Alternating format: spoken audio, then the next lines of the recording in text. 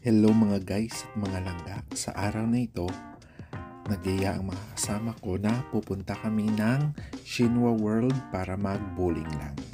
Kahit isang oras lang, isang set lang na bowling. So, ayan nakikita nyo sa video na to guys. Nandito tayo ngayon sa Green Tea Farm. Ayan, nadadaanan namin yan. Mga 15 minutes lang kasi yung Shinwa World galing sa bahay. Marami kang mga tourist attraction na madadaanan. So, ayan. Yung canola flower bloom na bloom ngayon. Paganda. At ito guys, libre lang ito Libre lang yung pagpasok namin dito. Sa tabi lang to ng daan sa harap ng Shinwa. Kahit sinong tao pwede pumunta at magpa-picture dito. Yun yung kagandahan dito, walang bayad. Ayan, may bubuyog pa nga Kasi sobrang bloom na bloom siya ngayon. Para ngayon yung season niya. Susulitin natin tong araw na to kasi ngayon is spring season dito sa Jeju Island. So maraming mga bulaklak ang namumulaklak ngayon dito. Kaya sulit na sulit tong araw na to. Dito naman sinubukan kong maglakad-lakad na kunwari nasa K-drama tayo.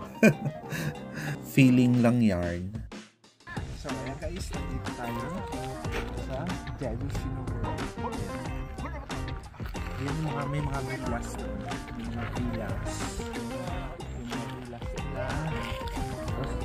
Yung hotel at yung theme park, may bowling, saka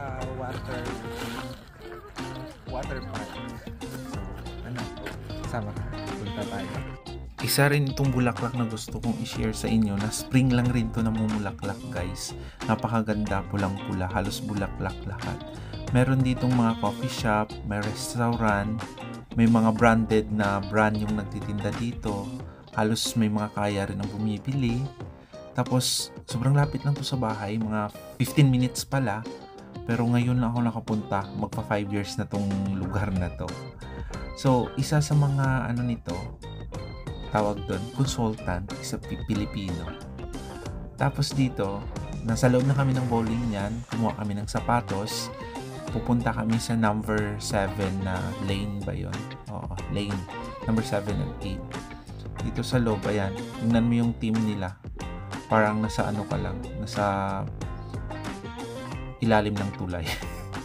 Sa ilalim ng tulay ka maglalaro. Yung mga vandalism na nakasulat sa upuan, sa pader. Ang binayaran nga pala namin dito sa isang set is nasa 30,000 won. Kung nasa peso, mga 1,200 pesos. So, medyo mahal siya. Pero okay lang kasi minsan lang naman namin gagawin to at 4 naman kami maghati-hati. Yung iba kong kasamahan, halos every month pumupunta dito para maglaro lang ng bowling. Pampalipas oras or pamparelax rin. Mas maganda ba?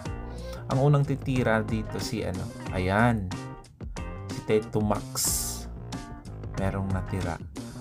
Ako, sobrang tagal ko na nito naglaro 2015, 16 pa yata ako naglaro dito rin sa Halim sa lugar namin.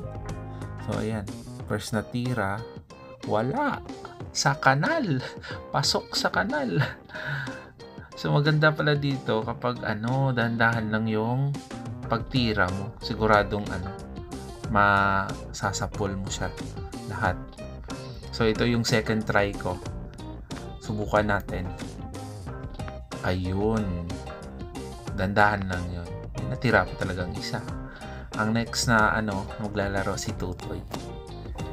Ayan si Tutoy. Parati yan dito Parang addict yan sa bowling. Dalawa sila ni Tito Max. Yan. Sa kanal. Yung pangalawang tera niya rin. Sa kanal rin yung pumunta.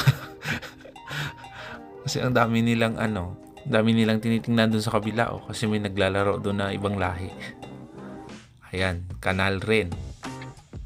So, sunod nating taga-paglaro, si Bicolanong Layas. Ayun, tinuturuan pa kami kung paano daw magtansya-tansya. Tansyahin daw. Pero ubos to. Galing nito. Ayun, ubos. Walang natira. Ang game namin, nasa 30 to 40 minutes lang. Pagkatapos niyan, inayos namin at binalik yung sapatos. Yan yung ginagawa dito sa Korea. Ayan mga langga, oh, napakaganda ng bulaklak, yung tulips. Mumulaklak na sila dito. Actually, mga May itong lumalabas dito namumulaklak. Pero ang aga dito. Siguro, hinanda talaga nila nito. Ang ganda. Ayan. Yan yung Shinwa. Shinwa World. Sa theme park tayo. Ayan. Ang ganda dito. May mga coffee shop. Pwede ka dito, mama. Mga restaurant, ganyan. Kakainan. So, way out na tayo kasi uwi na tayo. Mamamalengke pa. Yung bus namin is malapit na. Kaya, ayun. Uuwi na kami. Bye, guys!